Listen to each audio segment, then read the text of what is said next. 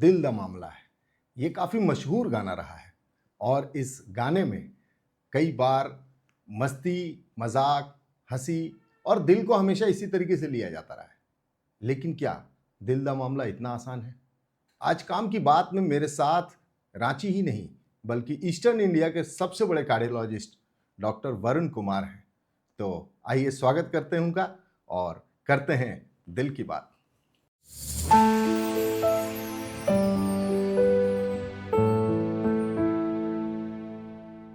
Sir बहुत बहुत स्वागत है हमारे नमस्कार पॉडकास्ट शंभू में। जी और दर्शकों को भी नमस्कार। सर दिल को लेकर के फिल्मी गीत गाने काफ़ी बने। मतलब लगता है कि शरीर में सबसे इम्पोर्टेंट पार्ट दिल ही है और माशूका को दिल देने की बात हो या दिल चुरा लिया, मतलब अनगिनत गाने हैं। तो दिल को लव लाइफ से देखा गया है, ये ज़िंदगी के लिए कितना इम्पोर्टेंट है? बहुत अच्छा सवाल है। देखिए, बॉलीवुड तो बिना दिल के तो शायद कोई भी मूवी न चल पाए। बिल्कुल लेकिन शरीर के लिए दिल भी उतना ही ज़रूरी है जी। और पूरे शरीर को चलाने वाला भी दिल ही है। हम्म, क्योंकि पूरे शरीर में जो ब्लड जो आता है वो दिल के द्वारा ही पंप होकर के पूरे शरीर में फैलता जाता है जी। और उस ब्लड के द्वारा जितने भी न्यूट्रिशन होते हैं, ऑक्सीजन होता है, वो पूरे शरीर के सभी अंगों को, टिश्यूज़ को सप्लाई होता है। तो ये दिल ना हो तो शायद कोई भी ऑर्गन फंक्शन करना ही बंद कर दे। तो इसलिए बिल्कुल सबसे ज़रूरी ऑर्गन यदि शरीर का कोई है तो वो तो दिल वो है। दिल ही है। बिल्कुल सर। सर थोड़ी सी शुरुआत हम पीछे से करते हैं कि बचपन आपका कैसा था, कहाँ पढ़ाई लिखाई की, आप रांची से ही हैं या कहाँ से हैं, थोड़ा सा बताएं। हाँ, ये तो बहुत देखिए, बचपन तो काफ़ी मेरी जो पैदाइश सासाराम की है। जी। बाद में जब फादर जॉब में थे तो भागलपुर चले आए थे। तो बचपन में जब सासाराम में, तो हमारे घर के सामने में एक डॉक्टर साहब का घर था। अच्छा। तो उस समय तो जानता भी नहीं डॉक्टर क्या है, हम्म। लेकिन मैं अपने आप खुद को भी डॉक्टर कहता था। अरे वाह, मतलब बचपन से ही अपने आप हाँ, मैनिफेस्ट करना शुरू कर दिया था आपने। तो शायद वही एक जज्बा, एक जुनून रह गया था जो कि बाद में एक तरह से करें कि परवान चढ़ा। और मैंने अल्टीमेटली जो है जा कर के मेडिकल की पढ़ाई की। तो भागलपुर से मैंने एग्ज़ाम दिया था, एंट्रेंस एग्ज़ाम, और उसके बाद में मेरी ऑल इंडिया रैंक करीब 1048 थी, जो कि उस समय काफ़ी अच्छा रैंक हुआ करता था। बिल्कुल। और मुझे देश के सारे मेडिकल कॉलेज में जगह मिली थी, लेकिन मैंने प्रेफर किया कलकत्ता में जाना, जी। और कलकत्ता नेशनल मेडिकल कॉलेज में मैंने ज्वाइन किया। उसके पीछे एक कारण भी था, थोड़ा सा आर्थिक तंगी थी, तो कलकत्ता में पढ़ाई थोड़ा सस्ता था, काफ़ी रहना भी काफ़ी सस्ता था। आज भी हमको लगता है कि तो चारों महानगर में हाँ, तो सबसे सस्ता मैं है। इसलिए प्रेफर किया। और आपको जानकर आश्चर्य होगा कि पूरी पढ़ाई जो 6 साल की होती है, हम्म। तो उसमें ट्यूशन फी से लेकर के हॉस्टल का रहना होना सब कुछ लेकर के, इवन किताबें लेकर के, मुझे टोटल खर्च 3000 रुपये पड़े थे पूरे 6 साल की। अरे 6 साल में, ये मतलब ये हेडलाइन है कि 6 साल में मात्र 3000 रुपये मात्र खर्च 3000 किया आपने, रुपये, क्योंकि क्योंकि स्कॉलरशिप दो आपको सौ मिला। 212 रुपये फ़ी होती थी कॉलेज की, वाह। और हॉस्टल की फ़ी 12 रुपये महीना हुआ करती थी। सर ये तो कब की बात है? तो मैंने ईयर की? 1998 में एमबीबीएस में इंटर किया था, तब और भी मतलब 2004 में इसे कंप्लीट किया। हाँ हाँ। इंटर्नशिप कंप्लीट हुई थी। तो उसके बाद की जर्नी यही रही कि फिर मैंने एमडी के लिए अभी कलकत्ता से ही एमडी भी किया। हाँ हाँ और एमडी मैंने वहाँ के सबसे बेस्ट जो इंस्टीट्यूट रहा था, जो ईस्टर्न इंडिया का सबसे जो बेस्ट इंस्टीट्यूट है, IPGMER, हाँ। जिसको SSKM हॉस्पिटल भी बोलते हैं, वहाँ के लोग आम बोलचाल भाषा में PG हॉस्पिटल बोलते हैं। तो PG हॉस्पिटल से मैंने एमडी की पढ़ाई की। तो वहाँ मेरा रैंक 12वां रैंक था वाह। बंगाल में। तो सबसे पहला मैंने मेडिसिन की, जनरल मेडिसिन की जो सीट मैंने ली थी, और उसके बाद जो है 3 साल पढ़ाई करके 2009 में मैंने कंप्लीट किया एमडी। और उसके बाद फिर मैं डीएम की पढ़ाई जो है कानपुर के जो LPS institute of cardiology, LPS institute of cardiology one of the oldest institute, जहाँ पे डीएम की पढ़ाई दी जाती है मेडिकल स्टूडेंट्स को। 1978 से वहाँ डीएम की पढ़ाई हो रही है। तो वहाँ से मैंने फिर जो है डीएम की पढ़ाई की 2011-14 में। 14 में मेरी डीएम की पढ़ाई कंप्लीट हुई, और उसके बाद से फिर मैं 2-3 जगह जो पोस्ट डीएम मैं कुछ दिन सिलीगुड़ी में रहा, कुछ दिन मैं मेडिकल हॉस्पिटल कलकत्ता में रहा, और फिर लास्ट में फिर एक बार कानपुर फिर दोबारा गया, क्योंकि इंस्टीट्यूट था वहाँ पे। तो वहाँ से फिर वहाँ के सबसे बड़े जो हॉस्पिटल, प्राइवेट हॉस्पिटल था रिजेंसी हॉस्पिटल, वहाँ मैंने कुछ दिन तक एज ए कंसल्टेंट वहाँ भी काम किया।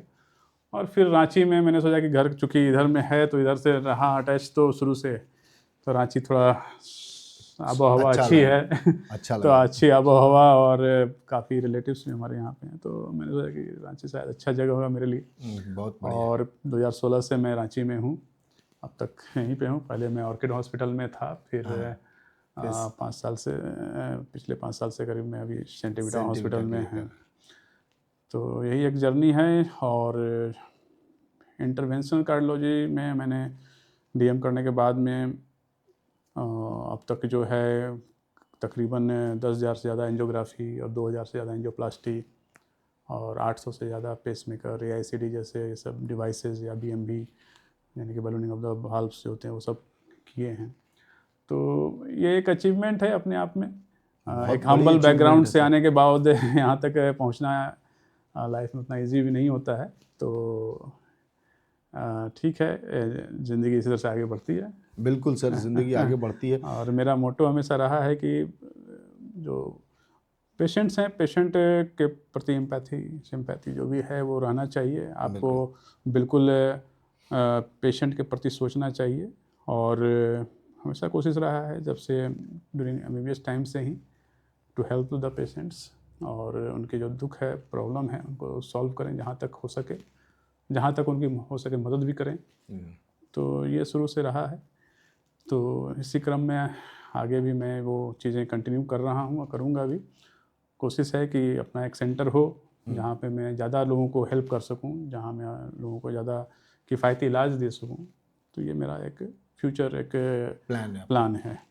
सर, हमारे बहुत सारे दर्शक स्टूडेंट्स भी होते हैं जो नीट की तैयारी कर रहे हैं। जैसा कि आपने बताया कि आपने मात्र 3,006 रुपये में आपने पूरी पढ़ाई कंप्लीट की, तो इतनी अच्छे रैंक लाने के पीछे किस तरह की मेहनत चाहिए होती है, और क्या आप देना चाहेंगे आज के स्टूडेंट्स को इसके बारे में सलाह? देखिए, आप जिस भी प्रोफेशन को चाहते हैं परस्यू करना, तो उसमें आपको डेडिकेशन होना चाहिए और उसके प्रति समर्पित होना चाहिए कि मुझे ये करना है। It is your motive, and वो मोटिवेशन हमेशा आपके भीतर रहना चाहिए। लोग क्या होता है, मैं देखता हूँ कि एक बार आप फेल कर गए तो फिर अब दोबारा मोटिवेशन डाउन हो गया और आगे के लिए फिर वो अब फिर डाउन ही चला जाता है। तो वैसा नहीं होना चाहिए। आज के समय मेडिकल या इंजीनियरिंग के सीट्स इतनी ज़्यादा बढ़ चुकी हैं। हमारे समय तो बहुत कम सीटें हुआ करती थी। बिल्कुल। तो अब इतनी सीटें हो चुकी हैं कि आपको तो सोचना ही नहीं है कि मुझे अगर आप अच्छी मेहनत एंट्री करेंगे मेडिकल तो कॉलेज, इंजीनियरिंग कॉलेज में इंटर करना है। तो लेकिन आपको अच्छे जगह से करना है तो आपको अच्छा काफ़ी मेहनत करना पड़ेगा। और जहाँ तक हो तो गाइडेंस किसी से लेना हो तो गाइडेंस लें। वैसे मैं अपनी बात बताऊँ तो मैंने कभी कोई कोचिंग बिना किए आज तक सारी जगह सारे एंट्रेंस लिखा, चाहे MBBS के हो, चाहे MD हो, चाहे DM हो, तो बिना कोचिंग का ही मैंने किया है सब जगह। लेकिन आज के समय मुझे लगता है कि बिना कोचिंग के सपोर्ट के शायद ये चीज़ें अब पॉसिबल नहीं हैं। तो जहाँ तक हो सके आपको अपना एक यदि अच्छा कोई ऐसा इंस्टीट्यूट हो जहाँ से आपको लगता है कि आपको अच्छा हेल्प मिल सकता है तो वहाँ ज्वाइन करें। और लेकिन सबसे ज़रूरी है कि आपका अपना एफर्ट, सेल्फ स्टडी है, अपना एफर्ट है, वो आपको देना पड़ेगा। दे कैन गाइड यू, आपको वो गाइड सिर्फ कर सकते हैं, लेकिन मेहनत तो आपको खुद ही करना पड़ेगा। आप अपने रास्ता खुद ही बना पाएंगे। बिल्कुल सर, आपने एक बात बताई, इंटरवेंशनल कार्डियोलॉजिस्ट और एक कार्डियोलॉजी होता है, कार्डियोलॉजी डिपार्टमेंट होता है कि जनरल कार्डियोलॉजिस्ट। तो इन दोनों में डिफरेंस क्या है, इंटरवेंशनल और जनरल? देखिए, इंडिया में जो पढ़ाई होती है कार्डियोलॉजी की, वो इंटरवेंशनल कार्डियोलॉजी की ही होती है। ओके। कार्डियोलॉजी एक सुपर स्पेशलाइजेशन है जी, जो कि MD मेडिसिन या अदर कुछ और ब्रांचेस के बाद, यानी कि पोस्ट MD यानी मास्टर्स करने के बाद में एक, इसको आप बोल सकते हैं PhD की पढ़ाई कर सकते हैं, डॉक्टरल पढ़ाई है, ठीक है ना। तो इंडिया में जो कार्डियोलॉजी की पढ़ाई है पोस्ट MD की पढ़ाई है, उसके पहले कहीं पर भी कार्डियोलॉजी का जिक्र नहीं है।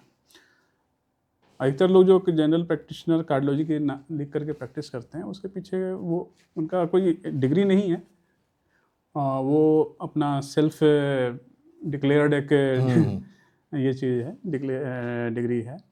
तो उसको वो लोग जनरल हाँ, कार्डियोलॉजी तो वो बोलते हैं। जनरल कार्डियोलॉजिस्ट के हिसाब से वो प्रैक्टिस करते हैं। एमबीबीएस वाले भी लिखते हैं और एमडी वाले भी लिखते हैं।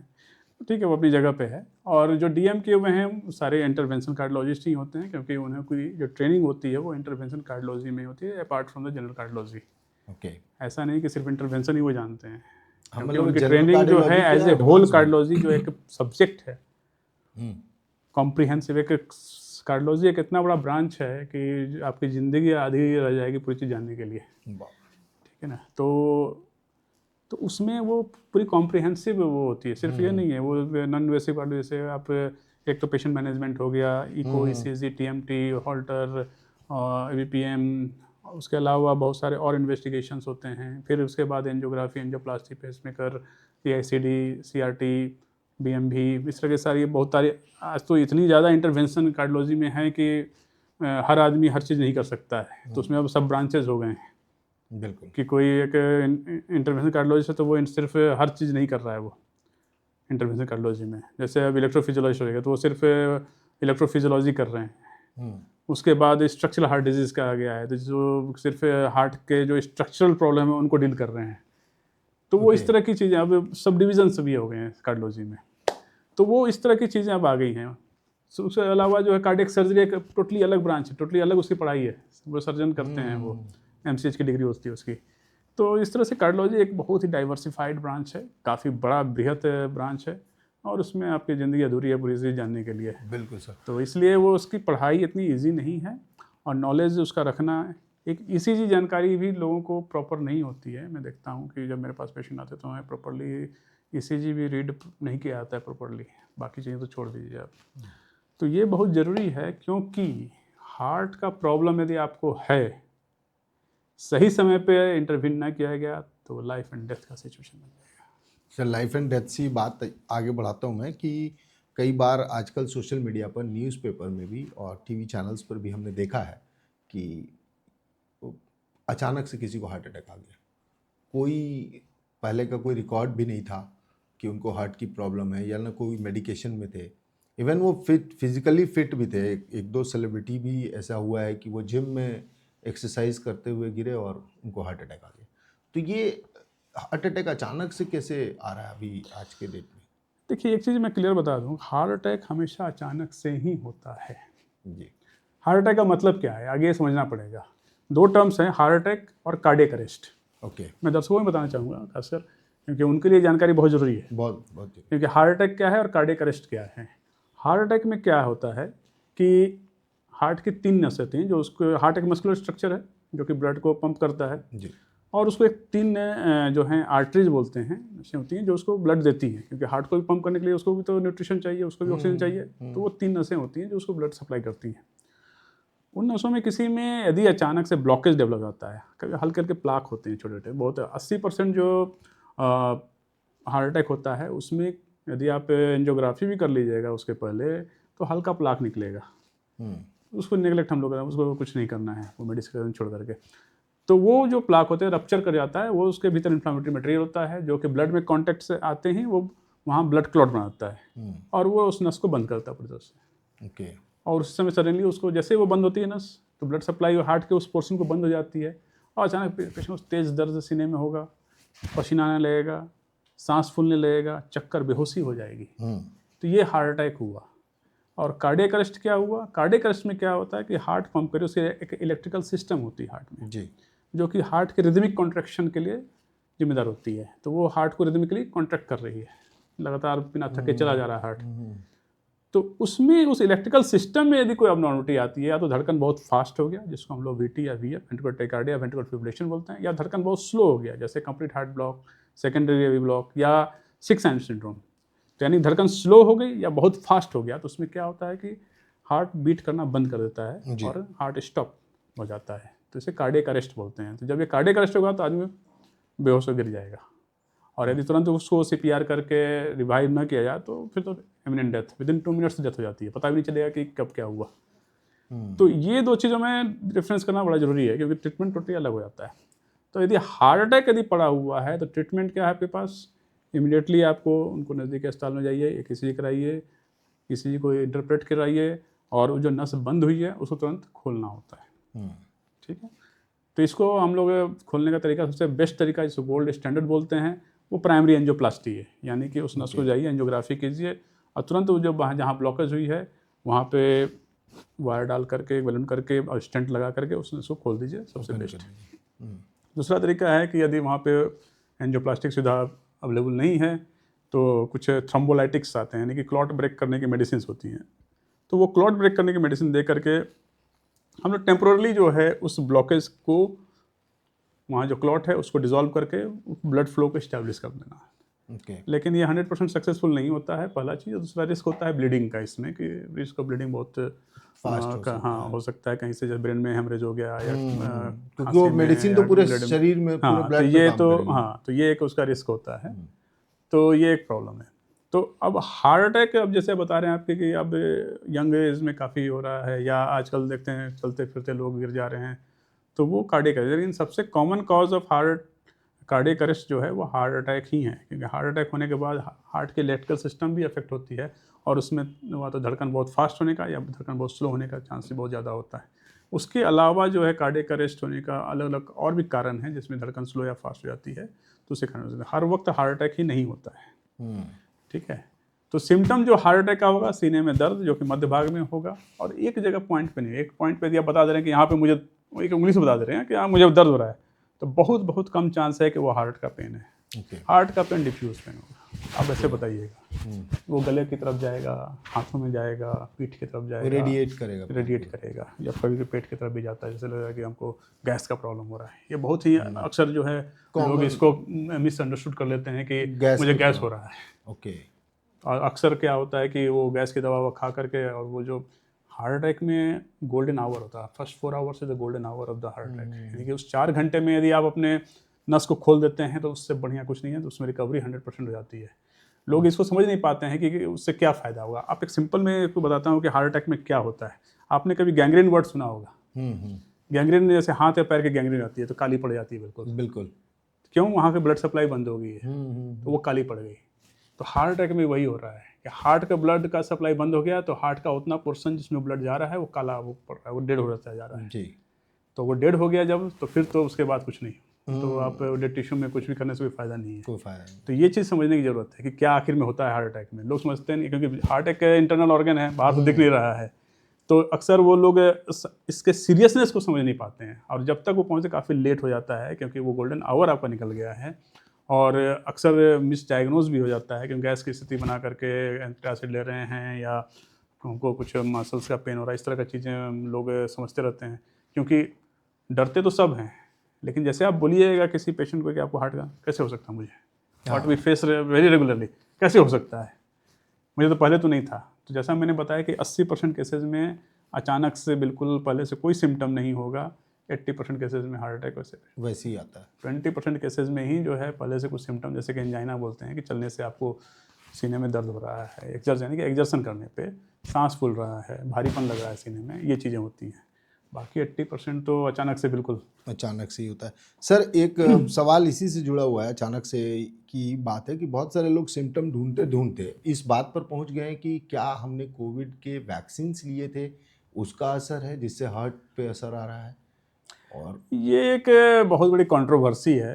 बिल्कुल ठीक है, ये एक बहुत बड़ी कंट्रोवर्सी है, और अब तक जितने भी स्टडीज़ हुए हैं उसमें ऐसा कुछ सिग्निफिकेंट कुछ ऐसा नहीं आया जिसके आधार पे हम बोल दें कि कोविड वैक्सीन लेने के बाद हार्ट अटैक के सिम्टम्स बढ़े। निश्चित रूप से वैसे कोविड के बाद हार्ट अटैक के जो इंसिडेंस बढ़े हैं, मे बी बिकॉज कि कोविड एक इन्फ्लामेटरी सिस्टमिक इन्फ्लामेटरी सिंड्रोम कर रहा था, सर्स जिसको बोलते हैं, और वो हार्ट को भी अफेक्ट कर रहा था। तो उसमें अक्सर जो छोटे नसों में क्लॉट जम जा रही थी, जैसा आप देख रहे थे उस समय हम लोग देख रहे थे।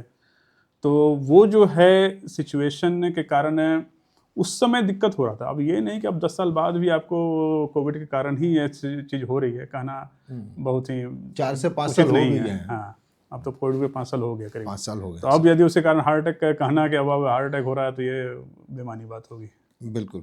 सर आपने बोला कि 90% 80% टाइम कोई सिम्टम होता नहीं है पहले हार्ट अटैक पड़ने के पहले लेकिन क्या सिम्टम है कि हम माने कि मेरे दिल को अब एक अच्छे कार्डियोलॉजिस्ट की ज़रूरत है या मुझे मिलना ही निश्चित रूप चाहिए से अब देखिए, कार्डियोलॉजिस्ट हार्ट से? के जो सिम्टम्स होते हैं तो उसको हमें समझना पड़ेगा। सबसे पहला तो चेस्ट पेन जो होता है, जी। तो चेस्ट पेन जैसे मैंने बताया कि सीने के मध्य भाग में यूजुअली होता है, रेट्रोस्टर्नम बोलते हैं, यहाँ स्टर्नम है उसके पीछे में, और डिफ्यूज़ होगा, एक पॉइंट पे नहीं होगा, डिफ्यूज़ पूरे पेन होगा, पूरे पूरे चेस्ट में चेस्ट पेन होगा। चेस्ट जकड़ लिया है या बहुत भारी पत्थर रख दिया गया मेरे ऊपर, सीने के ऊपर, वैसा फील होगा। और वो जो पेन अक्सर कभी चोकिंग जैसा सेंसेशन होगा, गले में कोई दबा रहा है, या हाथों में बाहों में जो है दर्द होने लगता है, या पेट की तरफ जाएगा, नीचे एपिगैस्ट्रियम बोलते हैं इस एरिया को, तो वहाँ पे जैसे ना कि फुलनेस और एब्डोमेन में फुलनेस वाला जैसे गैस में होता है वैसा होने लगता है, या पीठ की तरफ भी दर्द जाता है। ये तो टिपिकल एंजाइना या हार्ट अटैक का पेन हुआ। लेकिन बहुत सारे पेशेंट जो डायबिटिक हैं, फीमेल्स हैं, या एल्डरली पर्सनस हैं, उनमें चेस्ट पेन नहीं भी हो सकता है। साइलेंट हार्ट अटैक बोलते हैं उसे, क्योंकि उनमें न्यूरोपैथी होती है एल्डरली पेशेंट्स में, जैसे कि नर्व्स होते हैं, नर्व्स ओल्ड एज जो है वो डैमेज आते हैं तो फिर पेन महसूस नहीं होता। डायबिटीज़ में तो डायबिटिक न्यूरोपैथी हो ही जाती है। फीमेल्स में भी खासकर देखा जाता है कि उनको उतना सिम्टम्स अप्रिशिएट नहीं कर पाती हैं, तो उसके कारण क्या होता है, तो साइलेंट हार्ट अटैक हम लोग बोलते हैं, और उसके कारण जो है अक्सर मिसडायग्नोज हो जाता है। ओके। ठीक है ना। और इसके अलावा एंजाइनल इक्विवेलेंट्स हम लोग कुछ बोलते हैं। एंजाइनल इक्विवेलेंट्स क्या होता है, चेस्ट पेन नहीं हो रही है, आपको सांस फूल रहा है, आप चल रहे हैं, थक जा रहे हैं बहुत ज़्यादा, आपको चक्कर बेहोशी आ रही है, तो ये एंजाइनल इक्विवेलेंट्स हैं। तो ये एक सबसे इम्पोर्टेंट सिम्टम हुआ। दूसरा सिम्टम्स होता है सांस फूलने का। सांस फूलना, एक चल रहे हैं, खासकर एक्सर्शन कर रहे हैं आप जब, तो आपको सांस फूल रहा है, और थोड़ा सा ही दूर चलने पे, थोड़ा सा एक फ्लाइट ऑफ स्टेशन, एक तल्ला चढ़ रहे हैं, उसी में आपको सांस फूलने लग रहा है, तो आपको हार्ट का सिम्टम हो रहा है। तीसरा जो सबसे कॉमन जो सिम्टम है, चक्कर या बेहोशी आने का। यहाँ पर डिफ्रेंशिएट करना बहुत ज़रूरी है कि चक्कर बेहोशी अक्सर जो है, ये लोग समझते हैं कि ये न्यूरोलॉजिस्ट या न्यूरोलॉजिकल प्रॉब्लम हो रहा है और ब्रेन का इशू हो रहा है मुझे, लेकिन ये बहुत ज़रूरी है कि इसको डिफ्रेंशिएट करना। क्यों? क्योंकि यदि हार्ट के इशू के कारण यदि आपको बेहोशी हो रही है तो ये लाइफ थ्रेटनिंग हो सकता है, आपका डेथ हो सकता है। ब्रेन के कारण जो होने वाला इश्यूज़ में कभी डेथ नहीं होगा, लेकिन यदि आपको हार्ट के इशू के कारण जो बेहोशी चक्कर आती है वो लाइफ थ्रेटनिंग हो सकती है। तो कैसे डिफ्रेंशिएट करें? डिफ्रेंशिएट करने का सिंपल तरीका है कि जो हार्ट के कारण जो समझ कि धड़कन फास्ट हो जाना या स्लो हो जाना, जिसके कारण कार्डियक अरेस्ट होता है, वही उसी को बोलते हैं चक्कर बेहोशी में।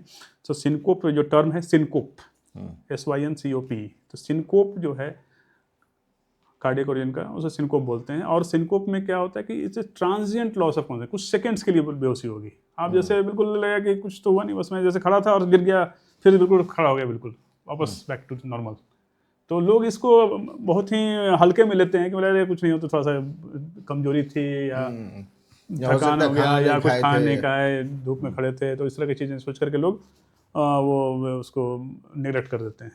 लेकिन ये जो है, ये लाइफ थ्रेटनिंग हो सकता है, क्योंकि धड़कन यदि फास्ट हो रही है या स्लो हो रही है, जैसे मैंने बताया कि कार्डियक अरेस्ट कर देगा वो, और तुरंत यदि रिवाइव ना किया जाए तो फिर तो मुश्किल है। इमिनेंट है।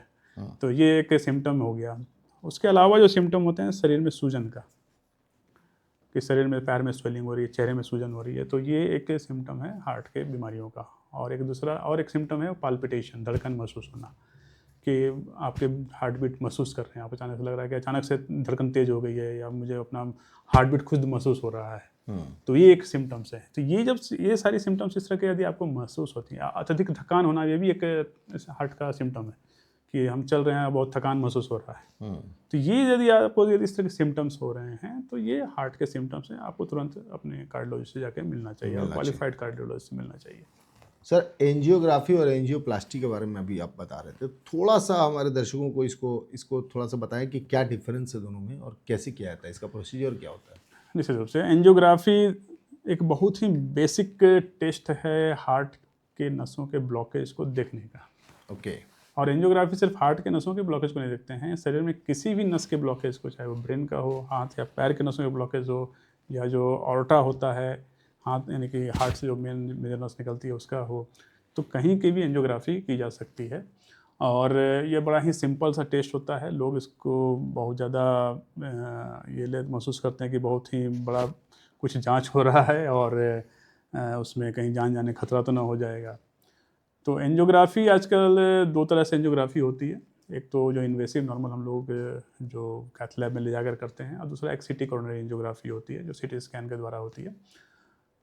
तो गोल्ड स्टैंडर्ड जो है नॉर्मल जो एंजियोग्राफी जो कैथ लैब में ले जाकर किया था वही होता है, जिसमें कि 100% क्लियर है कि आपको कोई प्रॉब्लम, कोई ब्लॉकेज है या नहीं है, कहाँ पर है और कितना % है। तो ये 100% क्लियर हो जाता है आपको कन्वेंशनल एंजियोग्राफी या नॉर्मल जो हम लोग जिसको कैथ लैब में करते हैं। और वो जो कॉमनली हम लोग करते हैं आज के समय में कॉमनली, मैं तो ऑलमोस्ट 100% केसेस में हाथ यानी कि यहाँ की एक नस होती है, इसको रेडियल आर्टरी बोलते हैं, उस रेडियल आर्टरी के थ्रू हम लोग जो है उसको एक पतली सी कैथेटर होती है या ट्यूब बोलिए, कि उस ट्यूब के थ्रू हार्ट में जाके एक डाई इंजेक्ट किया जाता है और उस डाई से पूरा क्लियर हो जाता है कि कहाँ कहाँ ब्लॉकेज आपको है। या इसी तरह अन्य जगह के, जब ब्रेन का हो या किडनी का हो या हाथ पैर के नसों का, उसी तरह से हम लोग एंजियोग्राफी कर देते हैं। और जो सिटी कोरोनरी एंजियोग्राफी होती है उसमें भी डाई पुश किया जाता है, उसमें हाथ के भेंद में एक कैनुला डाल करके डाई पुश किया जाता है और उससे सिटी स्कैन द्वारा उसको डिटेक्ट किया जाता है। लेकिन सिटी स्कैन वाले एंजियोग्राफी 100% एक्यूरेट नहीं होती है, और उसमें यदि कुछ ब्लॉकेज आता है ज़्यादा तो फिर आपको नॉर्मल एंजियोग्राफी करके फिर आगे का ट्रीटमेंट डिसाइड करना पड़ता है क्या करना है।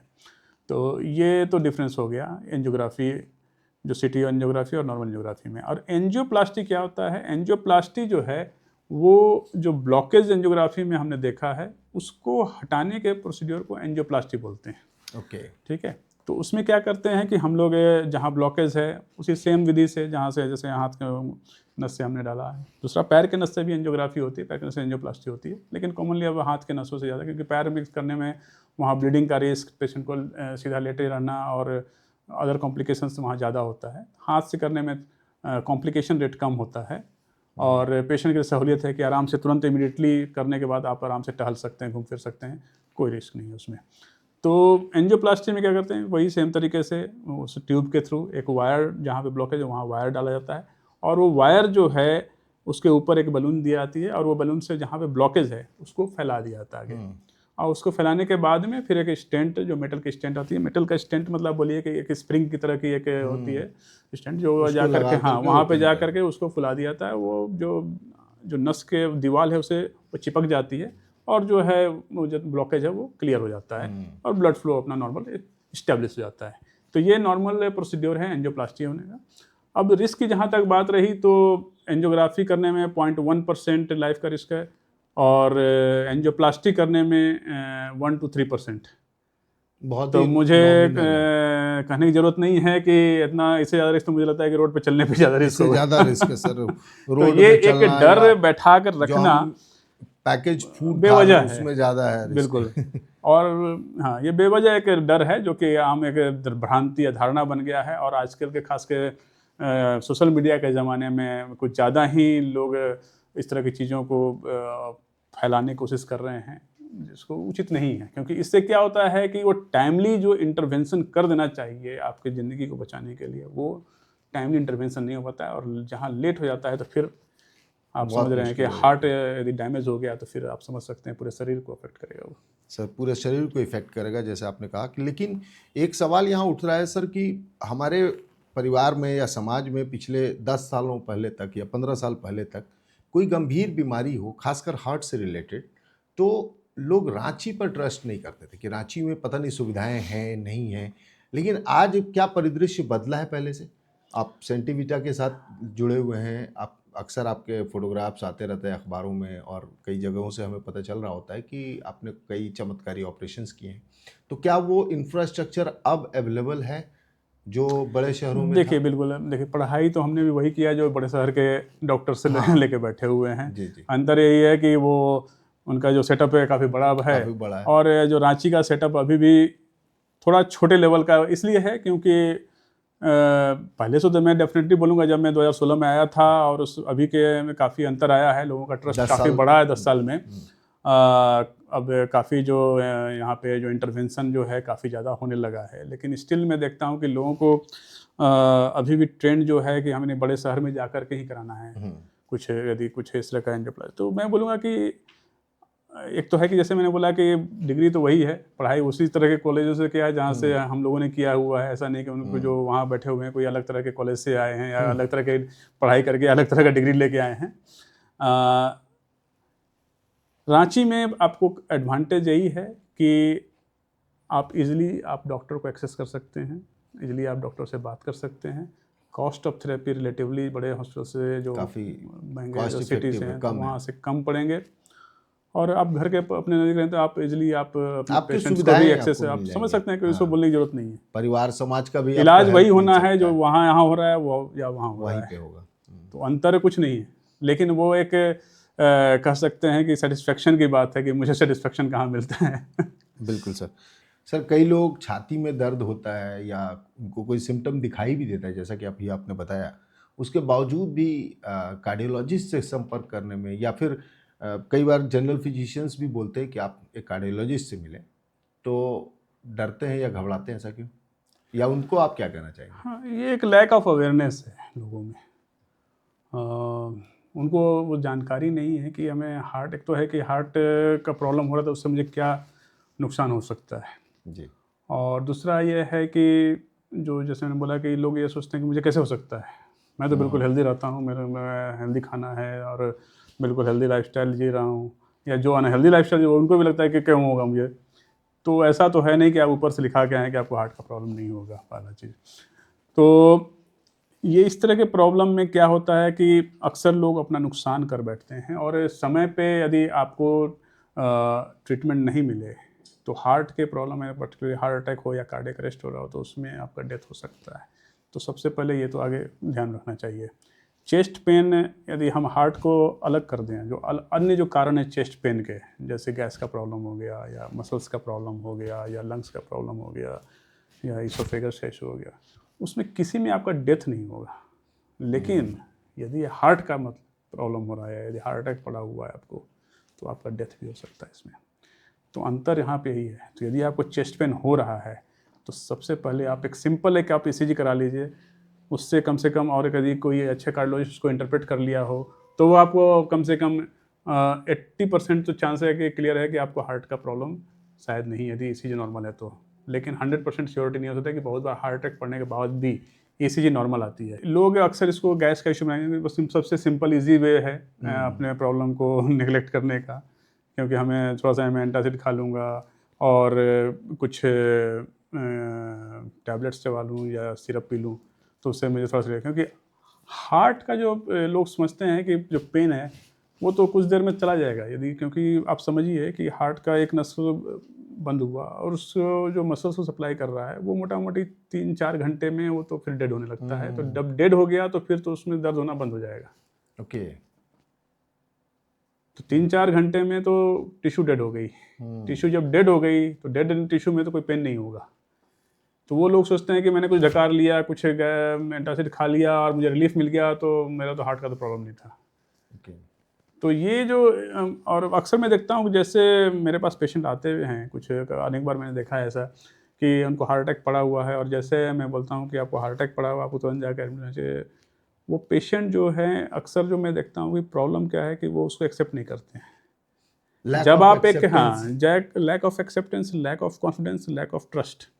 जब आप एक क्वालिफाइड डॉक्टर के पास आए हैं जो आपको बता रहा है कि आपको प्रॉब्लम हो रहा है, तो आपको उसको नेग्लेक्ट नहीं करना चाहिए। आपको इमीडिएटली उसकी बात सुन करके आपको तुरंत अपना इलाज थॉरो कराना चेकअप चाहिए। के लिए जाना चाहिए। और क्योंकि जैसा मैंने बताया कि इसमें डेथ भी हो सकता है बाद में जाके, मॉर्बिडिटी, यानी कि वो फिर जब सांस फूलना स्टार्ट हो जाएगा, यदि आपका सपोज आप सर्वाइव कर गए, और तो उसके बाद जब हार्ट डैमेज हो जाता है तो हार्ट डैमेज, हार्ट पूरी तरह से हार्ट को ब्लड को पंप नहीं करता, वो फैलने लगता है और उसके बाद सांस फूलने की समस्या शुरू होती है। तो हार्ट फेलियर उसको बोलते हैं। तो हार्ट फेल हो जाए तो फिर तो आपकी लाइफ फर्दर हेल हो गई, कि आप चल नहीं पा रहे हैं, आप खाना नहीं खा पा रहे हैं, कोई काम नहीं कर पा रहे हैं, क्योंकि वो सांस इतनी आपको फूलने लग रही है कि आपको किसी काम करने के लायक नहीं रहे। तो ये चीज़ व्यक्ति को समझना चाहिए कि हार्ट का प्रॉब्लम को हमें नेग्लेक्ट नहीं करना है। दर्शकों को मैं यही बोलना चाहूँगा कि यदि आपको, जैसे मैं जितने भी सिम्टम मैंने बताया, तो उसमें यदि आपको कुछ भी हो रहा है, खासकर यदि हार्ट अटैक का जो सिम्टम यदि हो रहा है, तो इमीडिएटली आपको नज़दीकी जो कोई भी कार्डियोलॉजिस्ट हो उनसे जाकर तुरंत मिलें और उचित इलाज समय पे कराएं, नहीं तो ये आपको नुकसान पहुंचा जाएगा, और नुकसान सिर्फ आपको नहीं होगा, पूरे फैमिली को होगा, क्योंकि आप नहीं रहेगा तो पूरी फैमिली अफेक्टेड हो जाएगी। तो बिल्कुल इस चीज़ सर। को समझना पड़ेगा। सर लाइफस्टाइल से रिलेटेड एक बात आती है कि आजकल बड़ा प्रचलन चल चुका है कि हम रिफाइंड ऑयल भी खा रहे हैं तो डिफरेंट ये है, हार्ट के लिए अच्छा रिफाइंड ऑयल है, या फिर देसी घी खाते हैं तो उससे दिक्कत नहीं होती है, या मस्टर्ड ऑयल हम यूज़ कर रहे हैं, तो किस तरह का ऑयल का इस्तेमाल करना चाहिए? देखिए, ये ज़्यादा तो हमको लगता है कि जो एडवर्टाइजमेंट आता है उसका असर ज़्यादा पड़ गया है लोगों में। जी। ऑयल जो है, जहाँ तक सिंपल सा है, दो तरह के मैंने ऑयल होती है। एक तो जो जम जाती है, सैचुरेटेड। जिसको सैचुरेट फैट वाली, जो इसमें हाई सैचुरेट फैट होती है, तो वो अक्सर जम जाती है, तो वो आपके शरीर के लिए ख़राब है। तो इसमें घी तो भी सिंपल सा आएगा? चीज़ है कि कौन सा ख़राब है, तो सिंपल है कि जो जम जाती है वो ख़राब है आपके लिए। ओके।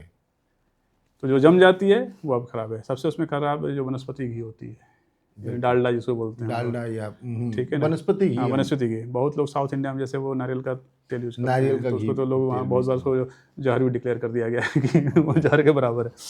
तो इस तरह के जो हैं वो तेल यूज़ नहीं करना। दूसरा जो तेल यूज़ नहीं करना है वो जला हुआ तेल है, चाहे जो भी हो। ओके। जला हुआ तेल जो है वो, उसमें फिर ट्रांस फैटी एसिड बढ़ जाती है, मैंने और trans reused fatty acid oil saturate है। फैट से ज़्यादा खराब है। हम्म। ट्रांस फैटी एसिड जो है सैचुरेट फैट से ज़्यादा खराब है, और अक्सर जितने भी आप जो बाहर में जितने भी सामान बिक रही है, ठेले और खोमचे पर ठेले जो खोमचे वाले समोसे या बड़े वाले दुकान और में भी सारा मिल कुछ। रही है, उसमें भी वही दिक्कत है। वो जला हुआ तेल कोई नहीं फेंकना चाहता है, हाँ, कोई सुबह से हमें नुकसान शाम नहीं तक कर रहा है, सेम उसमें तेल चल रहा इस्तेमाल है। हो रहा है। तो वो जला हुआ तेल ट्रांस फैटी एसिड बढ़ गया है, और वो आपके हार्ट के या पूरे शरीर के लिए नुकसानदायक है, सिर्फ हार्ट के लिए नहीं है। ओके। तो ये एक चीज़ है। तो अच्छा तेल क्या है? तो अच्छे तेल में सबसे पहले कि आप कोई भी तेल, सबसे बढ़िया हमारे यहाँ सरसों तेल, यदि बढ़िया है आपके पास सरसों तेल मिल रहा है तो सरसों तेल बढ़िया है। सोयाबीन तेल ठीक है, सूरजमुखी का तेल ठीक है, राइस ब्रांड ऑयल ठीक है। आजकल तीसी का तेल, तीसी पहले हम लोग बचपन में हम लोग तीसी के लड्डू खाया करते थे, उसके बाद फिर वो तीसी गायब हो गया था, गायब हो गई। लेकिन अब तीसी सुपर फूड बन करके वापस आया। बिल्कुल। तो तीसी का मिलेट्स तेल और बहुत है। मिलेट्स तो में ये आता है वो। समय के साथ जो जानकारी आदमी की बढ़ती जा रही है, उसके अनुसार फिर आ रहा है कि अच्छा, ये जो चीज़ें हम लोग पहले छोड़ दिए थे वो अच्छी थी। हम्म। तो इसका ऑलिव ऑयल है, तो ये सारी तेल आप यूज कर सकते हैं, कोई उसमें इशू नहीं है। अब आपका चॉइस है, आपको क्या टेस्ट अच्छा लगता है। जहाँ तक रही भाई देसी घी की, तो ये कंट्रोवर्शियल चीज़ है। कुछ स्टडीज बातें हैं कि नहीं शरीर के लिए खराब है, कुछ स्टडीज बातें हैं कि शरीर के लिए अच्छा है। तो ज़्यादा उसमें हम लोग कंट्रोवर्सी में ना पड़ के, मैं सिंपल बोलता हूँ, अति सर्वत्र वर्जित। थोड़ा आप खा रहे हैं तो कोई नुकसान कहीं से में नहीं है, थोड़ा खाइए, स्वस्थ रहिए। सर, उसमें भी देसी घी में भी A2 मिल्क हाँ, से जो घी बनते हैं उसके बारे में कहा जाता है A2 कि मिल्क वो से या A2 मिल्क, देखिए हाँ। डेयरी प्रोडक्ट से भी जो आजकल आप देखते हैं कि जर्सी गाय के दूध ही अक्सर मार्केट में मिलता है, या जो पैकेट वाला तो पता नहीं किस क्या क्या मिला के बनाते हैं वो लोग। जी। तो उसमें अक्सर जो है वो डालते हैं सैचुरेट फैट, और वो सैचुरेट फैट जो है शरीर के लिए खराब है। तो A2 मिल्क जो है यानी कि देसी गाय का दूध, देसी घी ब्रीड हो जो भी गया, हो, या देसी ब्रीड। देसी ब्रीड का जो है, A1 जो है वो जर्सी गाय वाली हो गई, और A2 हो गया जो कि देसी गाय की। तो देसी गाय वाली दूध को अच्छा माना जाता है शरीर के लिए, और उससे नुकसान जो है बहुत कम है शरीर को, ज़्यादा नुकसान नहीं, फ़ायदेमंद है वो शरीर के लिए। तो वो शरीर के लिए फ़ायदेमंद है। और A1 जो कैटेगरी की दूध है वो शरीर के लिए काफ़ी अच्छा नहीं माना जाता है, खासकर जो डायबिटिक पेशेंट्स हैं उनके लिए तो और भी नहीं। तो जहाँ तक हो सके, अब वैसे मार्केट में A2 दूध मिलना बहुत रेयर है। मुश्किल है, और काफ़ी महंगा भी है, तो काफी अक्सर लोग अफोर्ड नहीं कर सकते हैं। तो बस तरीका वही है कि आप कम यूज करें, स्वस्थ रहें। तो सर, जाते जाते आपसे एक आखिरी सवाल कि जो हमारे दर्शक आपको अभी तक सुन रहे हैं, देख रहे हैं, उनको आप क्या सलाह देना चाहेंगे अच्छी ज़िंदगी के लिए, अच्छे हार्ट के लिए? देखिए, सिंपल सा सलाह है कि आपको समझना चाहिए कि हार्ट की बीमारी, या शुगर हो, या हाइपरटेंशन हो, या कोलेस्ट्रॉल हो, ये अधिकतर बार जो है ये लाइफस्टाइल की संबंधित बीमारी है। यानी कि आपके लाइफस्टाइल ख़राब जो कर रहे हैं उसके कारण आपको हार्ट की बीमारी हो रही है, आपको शुगर हो रहा है, आपको हाई ब्लड प्रेशर हो रहा है, आपको कोलेस्ट्रॉल बढ़ रहा है। तो आपको अपना लाइफस्टाइल ठीक रखना है। लाइफस्टाइल ठीक रखने का मतलब है कि आपको नियमित जो आहार ले रहे हैं वो हेल्दी आहार हो, ज़्यादा जंक फूड, ज़्यादा रिच फूड, ज़्यादा नमक और ज़्यादा चीनी का इस्तेमाल ना करें, और रेड मीट अवॉइड करें, और जहाँ तक हो सके कि किसी तरह का एडिक्शन, खासकर जो है किसी भी तरीके का, वो बिल्कुल ही ना करें। आजकल तो सबसे एक मेजर जो रिस्क फैक्टर बना हुआ है हार्ट डिजीज होने का, वो है स्ट्रेस। तो आपको कोशिश करना चाहिए कि जहाँ तक हो सके अपने स्ट्रेस पे कंट्रोल करें। जो मेंटल स्ट्रेस हो रहा है वो किसी न किसी तरह से आपके शरीर पे बुरा असर डाल रहा है और ख़ासकर हार्ट पे तो बहुत ज़्यादा बुरा असर डाल रहा है। तो उस स्ट्रेस लेवल को कंट्रोल करना है, इसके लिए आपको रेगुलर व्यायाम करना है, योगा करना है, प्राणायाम करना है, ध्यान करना है, तो उससे आपका स्ट्रेस लेवल कम होगा। और रेगुलर एक्सरसाइज जैसे मैंने करना होगा ताकि आपका शरीर पूरी तरह से हेल्दी रह सके। तो इन सब चीज़ों का यदि आप ध्यान रखते हैं, अपने लाइफ़स्टाइल को चेंज करते हैं, तो निश्चित रूप से आपका हृदय स्वस्थ रहेगा और हृदय स्वस्थ रहेगा तो पूरा शरीर स्वस्थ रहेगा। तो इन जितनी मैंने बातें बताई, यदि आप उनको ध्यान में रखेंगे तो निश्चित रूप से आप न सिर्फ अपने आप को स्वस्थ रखेंगे बल्कि आप अपने करीबी जितने भी लोग हैं उनको भी स्वस्थ रखने की कोशिश करेंगे। तो मैं आपसे सिंपल सा यही रिक्वेस्ट करूँगा कि मेरी जो बातें बताई हुई हैं वो उसको ध्यान से सुनें और जहाँ तक हो सके उसे फॉलो करें। और किसी भी तरह का यदि आपको एडवाइस फर्दर चाहिए तो आप मुझसे कांटेक्ट कर सकते हैं और अपने जो भी क्वेरीज़ हैं या जो भी आपकी जिज्ञासा है वो पूछ करके अपना उस समस्या का निदान या हल कर सकते हैं। तो ऑल द बेस्ट हम कहेंगे आपको और निश्चित रूप से आप स्वस्थ रहें, हेल्दी रहें। नमस्कार। नमस्कार सर। और ये थे डॉक्टर वरुण कुमार जिन्होंने काम की बात की, और काम की बात ये की कि किस तरीके से आप अपने दिल का ख्याल रख सकते हैं। आखिर ये दिल का मामला है और इसको बहुत ही सीरियसली लेने की ज़रूरत है, वो माशूका हो या फिर आपका दिल हो, आप खुद हों। तो ऐसे ही हम हर बार एक नई शख्सियत को अपने शोज़ में लाते रहेंगे और आपसे रूबरू करवाते रहेंगे। तब तक के लिए धन्यवाद। और हाँ, अगर अभी तक आप हमारे साथ बने हुए हैं तो एक छोटा सा कमेंट आपका हमें ज़रूरत है। अगर आप किस तरह के और वीडियोस देखना चाहते हैं, किस तरह की शख्सियत से आप मिलना चाहते हैं, तो प्लीज़ आप मुझे एक बार कमेंट करें। मैं कोशिश करूँगा कि उनको आप तक लाऊं। धन्यवाद।